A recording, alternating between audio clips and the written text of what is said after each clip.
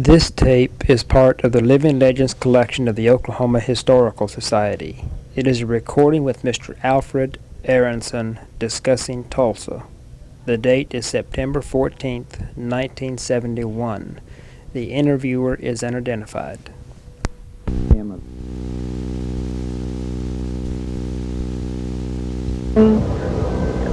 Of Tulsa's future, dated September 14, 1971.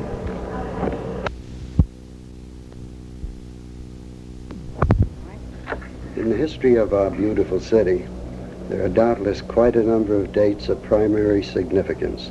For example, the year the city was established, the year the railroad made Tulsa one of its important stations, the year Tulsa brought Spavinaw water to its citizens, the year we acquired Philbrook and the Gilcrease Museums, the year that our airport was opened as a link in that chain of connections that bring Tulsa to the world and the world to Tulsa, the year the Civic Center was conceived, and the year we decided on water transportation to the Mississippi.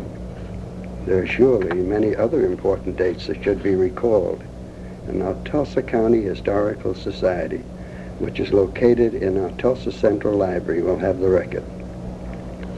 But I believe that whatever the complete list of those dates may be, in the future it will surely include as important events the dates when our Tulsa City County Library System was founded, and then when our magnificent new Central Library building was dedicated for use.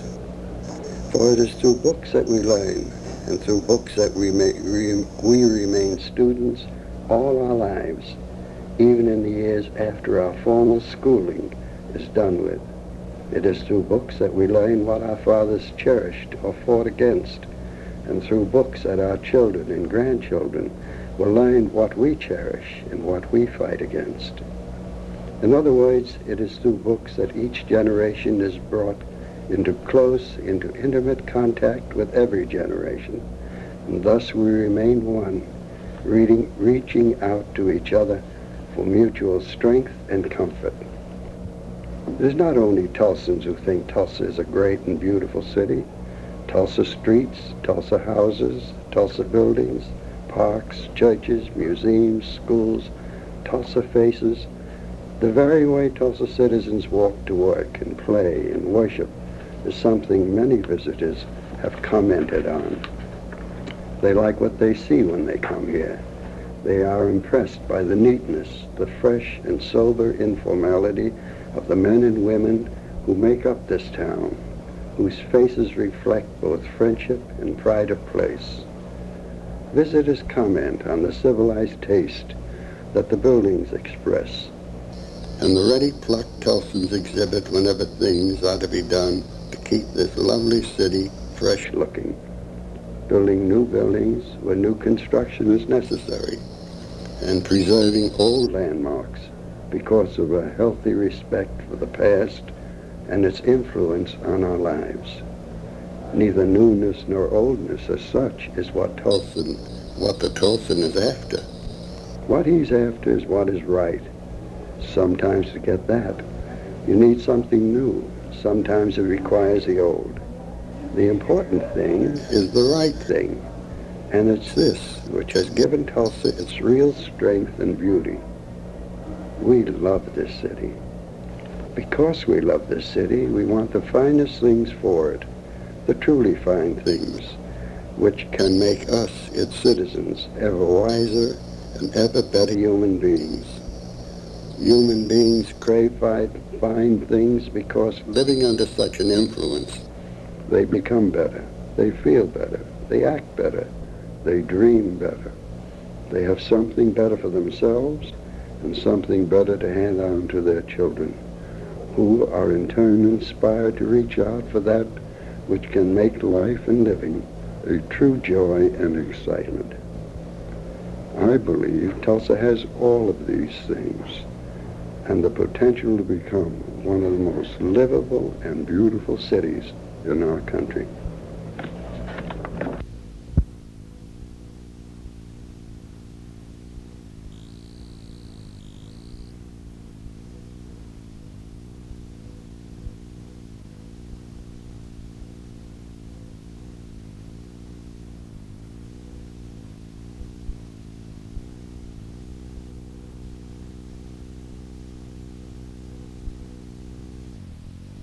was adopted. And another far-reaching amendment that we adopted at that time, and I think has proven to be very effective and very helpful, is the one that created the State Board of Regents for Institutions of Higher Learning. And, of course, one of the purposes for this was to take the institutions of higher learning out of political control by the legislature and by the governor, and move them as far from political domination and control as possible. And I think that it has, both of those amendments have been very helpful to the state. And I remember, too, back in that particular time, the state had a huge deficit, about $40 million. And, of course, wouldn't look like very much money now, but in 1940 that was a lot of money. And the General Revenue Fund budget was only about $20 million per year. And here the state owed $40 million. Well, Governor Phillips proposed to the legislature that we increase some taxes and there'd be a new broad-based tax structure. And of course, it's never popular to increase taxes, but sometimes it's absolutely necessary to. And that happened to be a time when we felt it was necessary to rewrite our tax structure. So we increased the number of taxes. We increased the gasoline tax. We increased, I believe, the beer tax and cigarette tax, and we then imposed a tobacco tax. And I remember the hardest battle we had was including snuff, dipping snuff in that tax increase. But we finally overrode it by a good friend, Judge Nix, and others who fought to keep the snuff from being taxed, and we put it on the cigars and everything. It was a broad-based tax, and it proved to be sufficient to raise not only enough money to balance the state's budget, but to create a surplus.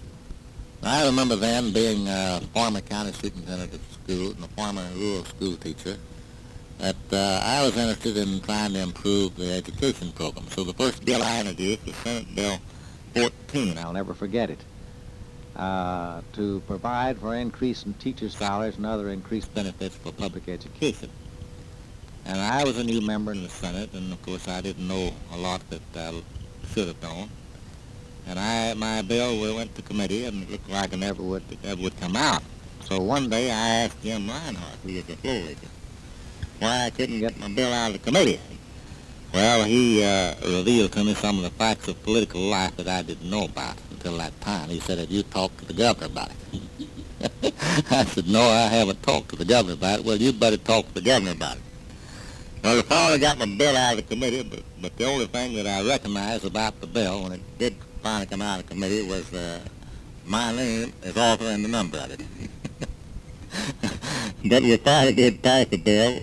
I made a speech or two against it and voted for it, my own bill, because it made so many changes in it I couldn't stomach all of it. But I finally either I had to vote for it or be satisfied voting against the fee bill. So I wound up voting for a bill that I wasn't completely satisfied with, but it was progress. That's I consider Governor Phillips one of our strong governors. At that time, the ones that I can recall, remember now, that stood out in my mind, the late Paul Stewart, Senator Paul Stewart, of course Jim Reinhardt, who's still living, and late Homer Paul. In fact, I was a seatmate to Homer Paul. I was one of his admirers and helped to elect him President pro tem of the Senate. And Meade Norton. Meade Norton was a very colorful senator. Of course, Meade, like lots of other outstanding citizens, didn't have the opportunity to get a formal school education.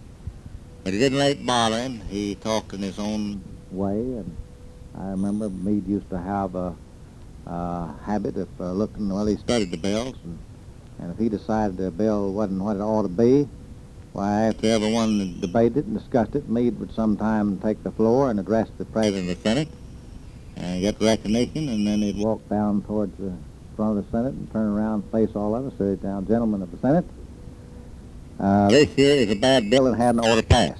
And when Meade would say that, the bill would usually be killed. Or if he thought it was a good bill, he'd say, "This is a good bill, and I think it ought to pass." Ought to pass. And it usually passed. I remember Paul Stewart. Of course, he was a very colorful man and a very powerful senator. in his day, and he lived at the right time to represent his area of the state in the proper manner. One day he was up making one of his famous speeches, and he started quoting statistics, and I, as a young senator, taking it all in, believing everything that he said to be correct, and so finally I wanted to know where he was getting his statistics so I could read for myself. So I asked for if the senator would yield the question. So just I'll yield to my young friend, Senator Good from Houston. And I said, Senator, I'd like to know where you're getting the statistics you're quoting. Well, he said, I'm getting them from Stuart's manual. And when I heard speak it, I told him what he had reference to, that he just sort of made them up as he went, see? Because there wasn't statistics, but he was hardly influence. That was his point, he said. I always remember other outstanding senators that I recall, remember, I recall Senator Robert Burns. He was a senator from Michigan. A top member of the Senate. He didn't talk a lot, but I respected the members of the Senate body. The late Senator Ritzhoff. I know that he took me under his arm as a freshman senator and said down and was quite helpful to me. You hardly know Senator Ritzhoff to appreciate him. I had great respect for him. And then